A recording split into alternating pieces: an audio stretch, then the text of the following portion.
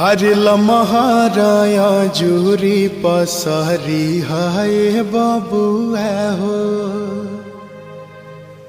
लमहर कुल परिवार है। लमहर बाटे तहरा पापा जी के नैया हो। लमहर कुल खानदान है। अरे लमहराया जूरी पसरी हाय बबुआ हो। लमहर कुल परिवार है। लमहर बाटे तहरा पापा जी के नैया हो।